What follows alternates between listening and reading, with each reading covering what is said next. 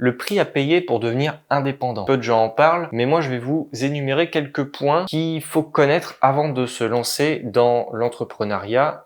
Pour ma part, je suis réalisateur vidéo. Je fais des réalisations sur mesure pour les entreprises et organismes en tout genre, également les particuliers. Il y a quelques années, j'ai décidé de me lancer seul dans une aventure car je ne supportais pas du tout le salariat. Aujourd'hui, c'est vrai, je vis de ma passion, mais sachez que c'est pas tous les jours tout rose et c'est important de parler aussi des nombreux sacrifices que j'ai dû faire et que beaucoup d'entrepreneurs ont dû faire aussi pour se lancer et perdurer. Donc, lorsqu'on se lance au début, on fait énormément d'erreurs. Peu importe la théorie que vous aurez eue à l'avance, ce qui va vraiment changer la donne, c'est la pratique. Et en pratiquant, vous allez faire des bonnes comme des mauvaises choses. Le tout, c'est de savoir aussi s'accrocher lorsque ça va pas bien. Alors déjà, pour trouver les premiers clients, il faut énormément de patience. Et une fois que vous les avez trouvés, il faut aussi de la patience pour attendre leur réponse. Parce que souvent, les gens ne vont pas se décider tout de suite. Et si vous êtes trop pressé, vous pouvez littéralement anéantir des contrats. C'est pas interdit de relancer un client ou un prospect, mais si vous le faites trop, vous risquez d'obtenir l'inverse de ce que vous espérez. Parce que au bout d'un moment, vous allez être catégorisé comme lourd. Et ça, avec le temps, il faut vraiment trouver la balance. Et au début, en général, on est beaucoup trop pressé.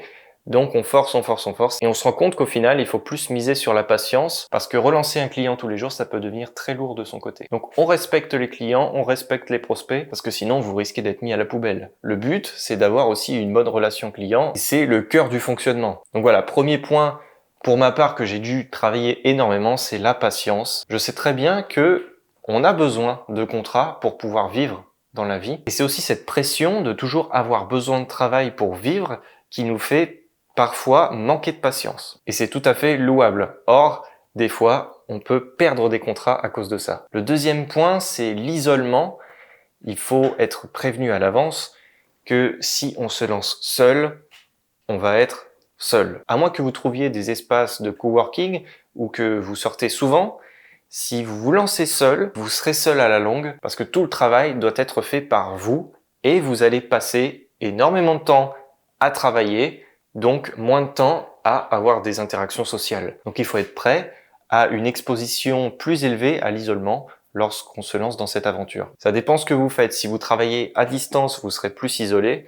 Si vous travaillez en contact avec les gens, au début, vous le serez parce que vous n'aurez pas forcément de clients, mais si vous arrivez à remplir votre planning, vous serez souvent en relation et en contact avec d'autres personnes dans le monde réel. Et ça, c'est le top, sauf si vous êtes vraiment très solitaire. Mais là où je veux en venir, c'est que il va falloir supporter les moments de creux où vous n'aurez rien. Et là, accrochez-vous parce que parfois, vous n'aurez pas de nouvelles de qui que ce soit pendant un très long moment. Et là, il faut s'accrocher et prendre son mal en patience parce que ça peut durer très longtemps. Mais ce qu'il faut se dire, c'est que les gens ne vous ont pas oublié, c'est simplement qu'ils ont d'autres projets et donc ne vous contactent pas tout de suite. Et donc là, il faut faire preuve aussi de patience, j'en parlais au début de cette vidéo. Attention, je donne beaucoup de conseils, mais je suis loin d'être parfait. Tout ce que je raconte dans cette vidéo, j'en suis personnellement touché, et avec le temps, c'est vrai que j'améliore tous ces points, mais je suis loin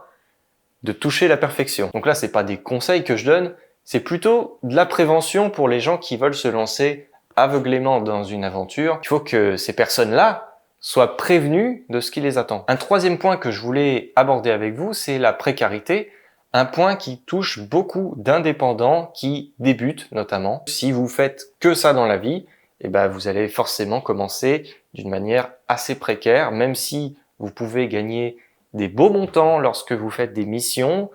Parfois, il va se passer beaucoup de temps sans que vous ne fassiez aucune prestation et pendant ce moment-là, vous allez dépenser tout ce que vous avez gagné lors de la première, ce qui fait que il faut vraiment apprendre à gérer son argent et ne pas trop dépenser parce qu'on ne sait jamais de quoi est fait le lendemain lorsqu'on est entrepreneur. Arrivé à un certain stade, on peut, avec un agenda bien rempli, savoir de quoi sera fait le mois prochain et le mois d'après. Mais à un certain moment, en fait, vous allez avoir une mission par mois ou une mission tous les 2 mois. Et là, ça va être compliqué, il faut s'accrocher. C'est là où de nombreuses personnes abandonnent et se remettent à avoir un job à côté. Ce qui leur fait des revenus, mais du coup, ce qui leur enlève beaucoup de temps pour s'occuper de leur boîte. Donc il faut faire vachement gaffe avec ça. Si c'est vraiment compliqué pour vous, vous pouvez travailler à côté, mais surtout ne prenez pas un plein temps parce que sinon vous allez jamais réussir à vous occuper de votre boîte, ou alors il faudra s'accrocher très durement. Et là, je vais aborder un point qui suit ce que je viens de dire, mais au bout d'un moment, peut-être que vous allez devoir diminuer votre qualité de vie, et ça peut durer un moment. Par exemple, avant de commencer, j'avais un loyer de 650 €. Et lorsque j'ai abandonné mon job pour me lancer à plein temps en tant qu'indépendant, j'ai dû réduire ma qualité de vie, j'ai dû rendre l'appartement et aller vivre ailleurs. Pour information, je me suis un peu plus rapproché de Paris qu'avant, je suis venu à Orléans et c'est là où j'ai pu trouver un logement moins cher, mais qui était vraiment nul. Et ma qualité de vie a totalement baissé. Mais donc voilà, plusieurs années après, grâce à ce logement qui me coûtait moins cher, donc 410 € il me semble, j'ai pu remonter la pente avec un niveau de vie plus bas mais des dépenses aussi plus basses, ce qui était beaucoup plus adapté à ce que je gagnais. Et donc en attendant de gagner correctement ma vie, j'ai dû vivre dans un petit truc, pas très confortable, mais une fois que j'ai pu avoir un petit peu plus de moyens, voilà où je suis à présent et c'est beaucoup mieux, la qualité de vie est bien meilleure. Mais voilà, si vous avez un train de vie qui vous fait dépenser beaucoup trop d'argent, ça risque de bloquer au bout d'un moment. Donc réduisez au début temporairement votre qualité de vie, c'est un sacrifice à faire, sauf si vous avez éventuellement déjà beaucoup mis de côté grâce à par exemple un job qui vous payait bien avant et que vous avez déjà un matelas. Mais si vous n'en avez pas, vous serez obligé de réduire un petit peu ce train de vie pour réduire les dépenses et vivre en fonction de ses moyens. De nombreux cas sont différents. Je sais que certains se lancent lorsqu'ils sont encore chez leurs parents, et tant mieux pour eux. Mais voilà, moi je peux vous parler que de mon retour d'expérience. Et le dernier point dont je vais parler, c'est un bonus. Il y en a tellement plus, mais je peux pas tous les énumérer dans cette vidéo parce que j'y ai pas forcément pensé et parce que j'ai pas envie de faire une vidéo ultra longue. Le dernier point, en fait, pour supporter ce train de vie qui va changer, ça va peut-être vous faire un choc. Et pour pouvoir supporter ces choses-là, quelque chose qui m'a beaucoup aidé, c'est de faire du sport et de garder une bonne condition physique. Ça permet de faire une activité. Personnellement, ça m'a permis de garder la motivation et de me sentir assez fort pour pouvoir accomplir toutes ces choses qui sont un peu compliquées à la longue. Donc pour garder la motivation, avoir les épaules pour supporter tout ça, le sport est une excellente solution. Je conseille ça à tout le monde, bien évidemment. Et en dehors de ça, si vous n'aimez pas le sport, c'est pas un problème.